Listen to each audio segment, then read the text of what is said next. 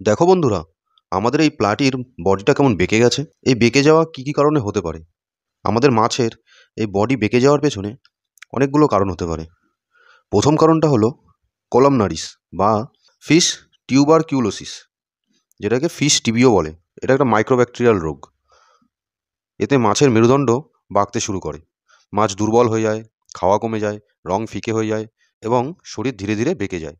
দ্বিতীয় হলো vitamin deficiency, বিশেষ করে ভিটামিন সি বা ডি কমে গেলে এরকম হতে পারে। যদি মাছকে তুমি একই রকম খাবারই দাও, শুধু শুকনো ফুড বা কম বৈশিষ্ট্যপূর্ণ ডায়েট, তখন শরীর এরকম বিকৃত হতে পারে।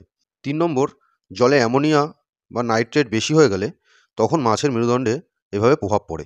আর 4 নম্বর, জেনেটিক ডেফর্মিটি। জেনেটিক সমস্যা ছোটোবেলা থেকেই হয়। মাছের ফ্রাই অবস্থা থেকেই যদি বাঁকা হয়, তাহলে এটা জন্মগতই হতে পারে। কিন্তু এক্ষেত্রে আমি যখন মাছটা কিনে এনেছিলাম, তখন ওর শরীর এরকম বাঁকা ছিল না। সুতরাং জেনেটিক ডিফর্মিটি এটা হবে না। তাই প্রথম যেই 3টে কারণ বললাম, এই 3টে কারণের মধ্যে একটা হতে পারে। এখন একে কীভাবে সুস্থ করতে হবে তার আপডেট তোমরা পরের ভিডিওতে পেয়ে যাবে।